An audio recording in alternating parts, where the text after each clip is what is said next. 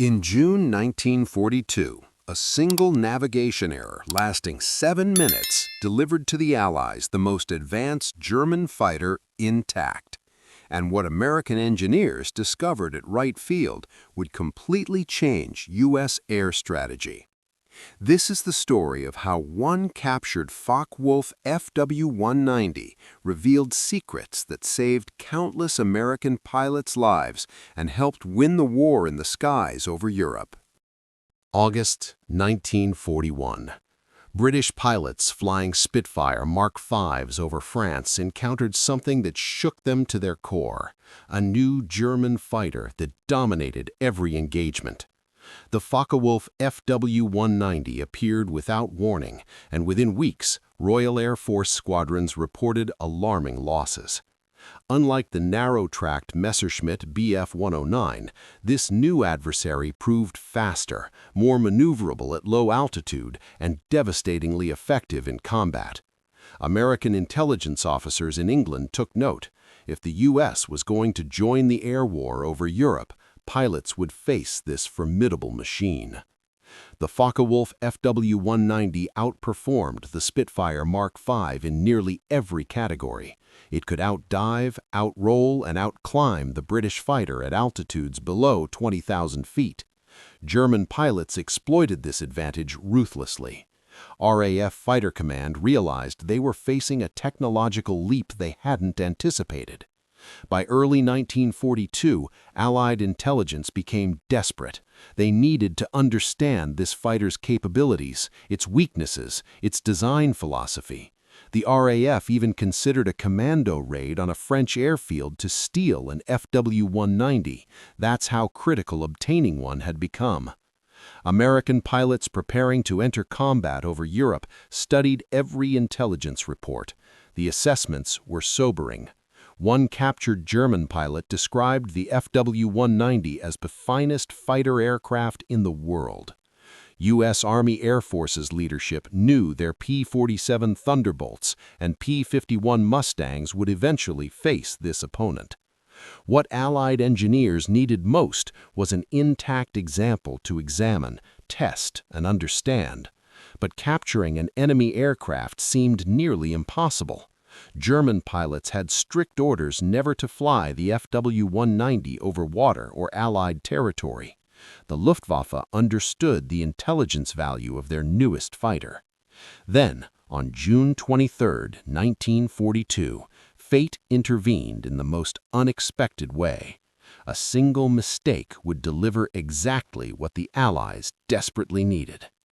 If you value accurate history told with depth and respect, subscribe to Narrated Stories. We bring you documented stories that rarely reach the general public. Hit that subscribe button now. Oberleutnant Armin Faber of Jagdgeschwader II was an experienced Luftwaffe pilot with multiple aerial victories.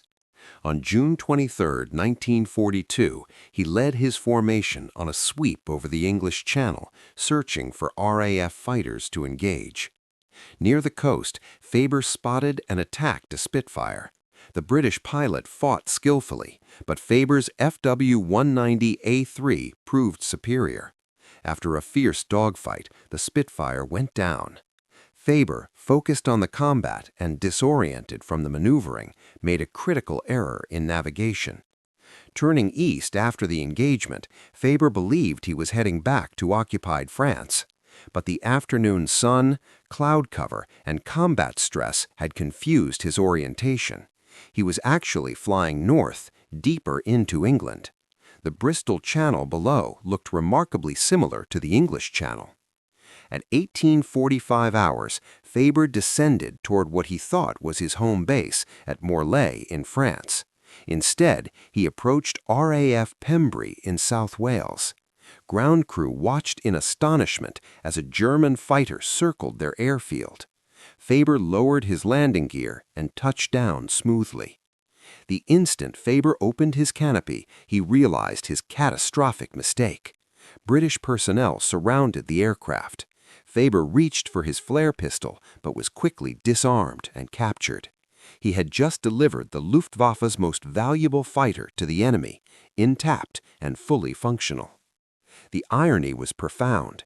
Just weeks earlier, Reichsmarschall Hermann Göring had issued explicit orders forbidding Fw-190 pilots from flying over water or enemy territory under any circumstances. The order specifically mentioned the risk of capture. Faber had violated that directive through simple navigational error. Within hours, RAF intelligence officers arrived.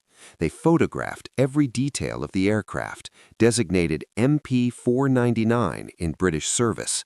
The implications were immediate. This was the intelligence breakthrough Allied forces had desperately sought. The Fw-190A3 was quickly transported to the Royal Aircraft Establishment at Farnborough for detailed testing. British pilots flew the captured fighter against Spitfire Mark 9s at RAF Duxford, documenting its performance characteristics. But the story didn't end in Britain. American engineers wanted their own examination. Did you know this detail before watching? Type "amazing" in the comments if you're learning something new, and hit that like button to help preserve these historical stories. Wright Field in Dayton, Ohio, served as the U.S. Army Air Force's primary testing and evaluation facility. When word reached American intelligence that multiple captured Fw-190s were available for study, engineers there immediately requested access.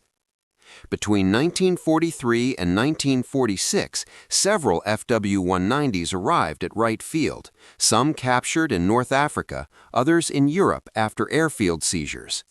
Each aircraft underwent exhaustive examination. American engineers approached the German fighter with both professional respect and intense curiosity. What they discovered astonished them. The Fw-190's design philosophy differed fundamentally from American fighters. Where U.S. aircraft relied heavily on hydraulic systems, the German fighter featured an innovative all-electric system for landing gear, flaps, and gun mechanisms. This electrical architecture proved lighter, more reliable, and easier to maintain in field conditions. The landing gear particularly impressed American observers. Unlike the narrow-tracked Bf-109 that had notorious ground handling problems, the Fw-190 featured a wide-track undercarriage that made takeoffs and landings remarkably stable. The gear retracted inward, operated by electric motors, a significant engineering achievement for 1941. The engine installation revealed another innovation. The BMW 801 14-cylinder radial engine was far more compact than equivalent American radials. German engineers had achieved remarkable power-to-weight ratios through advanced cooling systems and careful aerodynamic integration. The entire engine package was designed for rapid removal and replacement, critical for field operations. But the most fascinating discovery was the Kommandergerät, a mechanical engine control computer. This device automatically managed mixture, propeller pitch, boost pressure, and timing based on a single throttle lever position. American pilots typically managed these parameters separately. The German system reduced pilot workload significantly during combat. Wright Field test pilots flew the captured Fw-190s extensively, pushing them through every maneuver, every combat scenario. The data they collected filled hundreds of pages of technical reports. However, testing also revealed critical weaknesses. Above 28,000 feet, the Fw-190's performance degraded dramatically. The engine lost power at high altitude, and the fighter became sluggish compared to American aircraft optimized for that environment. This single piece of intelligence would prove invaluable. U.S. tactical doctrine could exploit this limitation. For more untold stories from World War II, subscribe to Narrated Stories. We release new documentaries regularly, and your subscription helps keep these historical accounts alive. The technical intelligence from Wright Field reached operational units within months. Fighter groups preparing for deployment to Europe received specific tactical guidance based on the captured Fw-190 analysis. American pilots learned to force engagements above 28,000 feet whenever possible. At that altitude, P-51 Mustangs and P-47 Thunderbolts held decisive advantages over the FW-190A models. This tactic became standard doctrine: climb high, stay high, engage on American terms. The knowledge that the FW-190 excelled below 20,000 feet but struggled at altitude fundamentally shaped bomber escort strategy. High-altitude bomber formations could rely on escorts maintaining altitude advantage, forcing German fighters to climb into disadvantageous combat positions. Wright Field engineers shared design insights with American manufacturers. The wide-track landing gear concept influenced thinking about future U.S. fighter designs. The electrical system architecture demonstrated viable alternatives to complex hydraulic networks. The Commander Garrett showed how automation could reduce pilot load. But engineers also noted limitations in German thinking. The FW-190 was optimized for low-altitude combat over Europe. It lacked the high-altitude performance American designers prioritized. This reflected different strategic requirements. German fighters defended territory. American fighters escorted bombers deep into enemy airspace at extreme altitudes. Test pilots at Wright Field compiled comprehensive reports on the FW-190's flying characteristics. These documents, classified at the time, described exactly how the German fighter handled in every flight regime. American pilots studied these reports before combat deployment. The intelligence proved its worth over Germany's skies. When FW-190s attacked bomber formations, American escort pilots knew precisely how to counter them: force them high, exploit their altitude weakness, and use superior high-altitude performance to maintain advantage. Several FW-190 variants arrived at Wright Field throughout the war. Each was examined with the same thoroughness. By 1944, American engineers had accumulated extensive knowledge of German fighter design philosophy, manufacturing techniques, and tactical capabilities. This intelligence sharing between test facilities and operational units exemplified how technical analysis directly supported combat effectiveness. Every captured aircraft provided lessons that saved American lives. Share your thoughts in the comments. What surprises you most about this story? And if accurate historical information matters to you, hit that like button to help us reach more people who appreciate these accounts. Join our community by subscribing to Narrated Stories. Don't miss our next documentary. Throughout 1944 and 1945, Wright Field continued receiving captured German aircraft as Allied forces advanced across Europe. Each new variant provided fresh insights. Then, in early 1946, an FW-190D9, the long-nosed Dora, arrived for evaluation. The D9 represented the FW-190's evolution. Kurt Tank, the aircraft's designer, had addressed the altitude limitation by installing a liquid-cooled Junkers Jumo 213 inline engine. This configuration transformed the fighter's capabilities.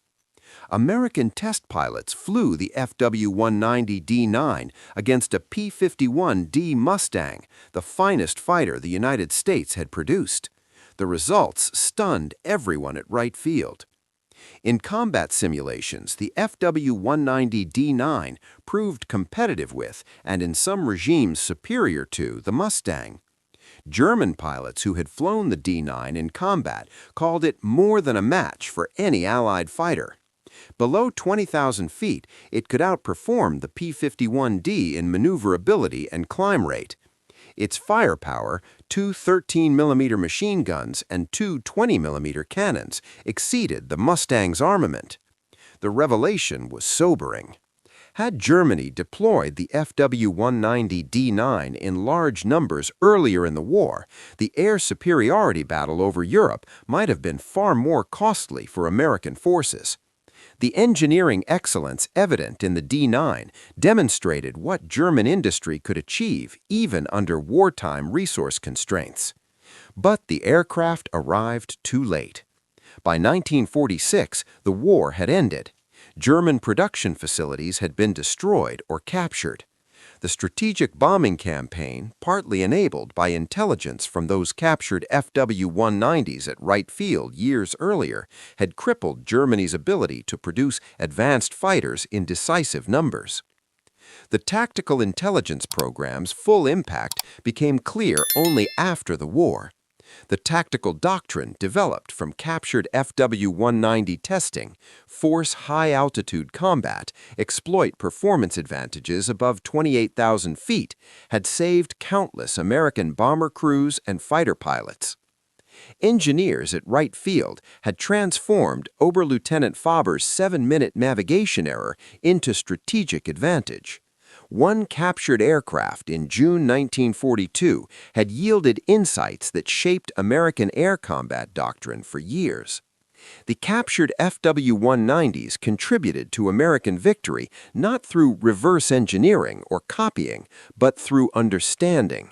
Understanding German design philosophy, operational limitations, and tactical vulnerabilities. That knowledge, systematically acquired and professionally analyzed, proved as valuable as any weapon system. Today, several Fw-190s survive in museums, including aircraft tested at Wright Field. They stand as reminders that intelligence, engineering analysis, and tactical adaptation were as crucial to winning World War II as courage in combat. The story of the Fw-190 at Wright Field demonstrates how a single intelligence breakthrough, enabled by one pilot's mistake, can influence an entire war's outcome. American engineers turned enemy technology into tactical advantage through careful study and professional expertise. If this story resonated with you, subscribe to Narrated Stories for more documented accounts from World War II. Every subscription helps us preserve and share these historical narratives. Hit that subscribe button, and we'll see you in the next documentary exploring another untold story from history.